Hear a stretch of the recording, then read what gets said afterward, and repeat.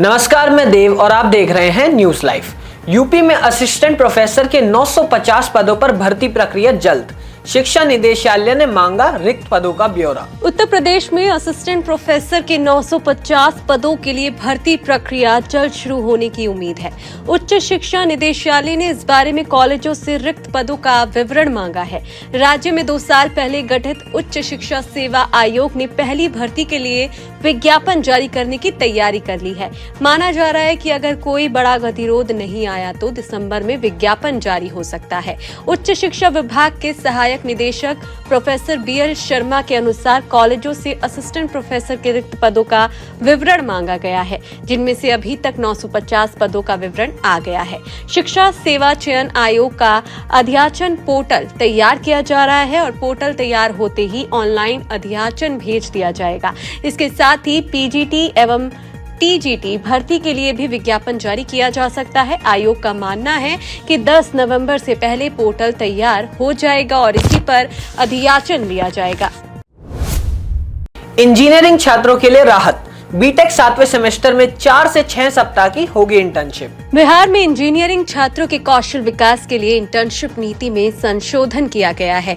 नए नियमों के अनुसार बीटेक 7वें सेमेस्टर में छात्र छात्राओं के लिए 4 से 6 सप्ताह की इंटर्नशिप अनिवार्य होगी। इससे पहले 8 सप्ताह की इंटर्नशिप जरूरी थी। संशोधित इंटर्नशिप नीति में केवल 7वें सेमेस्टर के विद्यार्थियों के लिए अवधि का संशोधन किया गया है, जबकि बाकी सेमेस्टर के विद्यार्थियों के लिए कोई परिवर्तन नहीं किया गया है। 4 वर्षीय बीटेक पाठ्यक्रम के तीसरे सेमेस्टर के विद्यार्थियों के लिए 4 सप्ताह व 5वें सेमेस्टर के विद्यार्थियों के लिए 6 सप्ताह की इंटर्नशिप अनिवार्य है।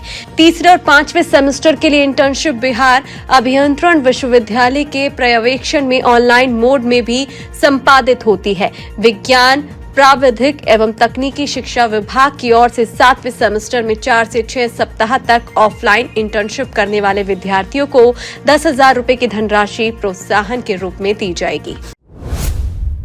केंद्र सरकार ने मेरठ-गढ़ हाईवे के लिए आवंटित किए 963 करोड़ रुपए। कनेक्टर पैकेज से जुड़ेंगे दिल्ली लखनऊ और मेरठ बुलंदशहर हाईवे। केंद्र सरकार ने राष्ट्रीय राजमार्ग 119 के कनेक्टर पैकेज के लिए 963.12 करोड़ रुपए मंजूर किए हैं। इसके तहत मेरठ-गढ़ हाईवे को दिल्ली लखनऊ हाईवे और मेरठ बुलंदशहर हाईवे से जोड़ा जाएगा।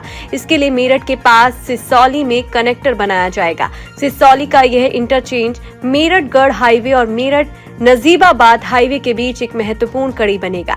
इस परियोजना के तहत सिसौली से लालपुर जलालपुर तक ग्रीनफील्ड बाईपास का निर्माण भी किया जाएगा। इसमें गढ़मुक्तेश्वर और मेरठ के बीच NH 709A के चौड़ीकरण के साथ NH 709A के शेष कार्य का निर्माण भी शामिल है। इससे एक और जहां यातायात जाम की समस्या कम होगी, तो वहीं NH 709A, NH 19 और NH 235 जैसे महत्वपूर्ण राजमार्ग आपस में जुड़ जाएंगे। अगस्त 2027 तक दौड़ेगी देश की पहली बुलेट ट्रेन, सूरत से बिलीमोरा तक होगा सफर। अहमदाबाद से मुंबई को जोड़ने वाले देश के पहले बुलेट ट्रेन प्रोजेक्ट का काम तेजी से चल रहा है। इस हाई स्पीड रेल कॉरिडोर के पहले चरण में सूरत से बिलीमोरा तक परिचालन का लक्ष्य अगस्त 2027 तक रखा गया है। इसके बाद इस परियोजना का दूसरा फेज 2028 में थाने तक और अंतिम चरण 229 तक पूरा करने की समय सीमा निर्धारित की गई है। रेल मंत्रालय के अनुसार इस रूट पर 12 स्टेशन होंगे, जिनमें से 8 गुजरात और 4 महाराष्ट्र में होंगे। इस ट्रेन की अधिकतम गति 320 किलोमीटर प्रति घंटा होगी और मुंबई अहमदाबाद की यात्रा 3 घंटे से कम में पूरी की जा सकेगी।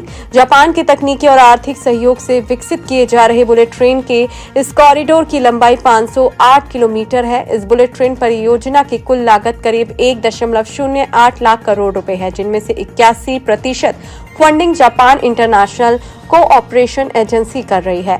यह धनराशि 50 साल के लिए मात्र 0.1% ब्याज दर पर ऋण के रूप में प्रदान की जा रही है। इसके अलावा शेष 19% धनराशि केंद्र और राज्य सरकारें वहन करेंगी। चाइनीज जेट्स को चुनौती देने आ रहा है अमेरिका का next generation stealth fighter jet. Indo Pacific क्षेत्र में बड़ी हलचल। अमेरिकी रक्षा मंत्री पीट हेग्सेथ ने उस $multi-billion के प्रोजेक्ट को मंजूरी दे दी है, जिसके तहत नेवी का next generation stealth fighter jet बनाया जाना है। यह प्रोजेक्ट अमेरिका की चीन को काउंटर करने की स्ट्रैटेजी का केंद्र बिंदु माना जा रहा है। माना जा रहा है कि अमेरिका यह स्टेल्थ फाइटर जेट 2030 के दशक में सर्विस में आएगा। दरअसल चीन अपने छठी जनरेशन के एयरक्राफ्ट का प्रोटोटाइप बनाने में लगा हुआ है। विशेषज्ञों का मानना है कि ऐसे में अमेरिका को अपना next generation navy fighter jet लाना पड़ रहा है, जो नेवी को लंबी दूरी तक पावर प्रोजेक्ट करने में मदद करेगा।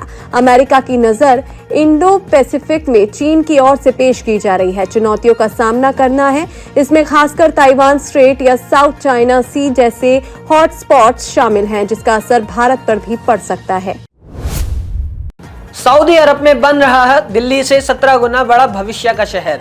90 लाख लोगों की रहने की होगी व्यवस्था। सऊदी अरब में दिल्ली से करीब 17 गुना बड़ा भविष्य का शहर बन रहा है।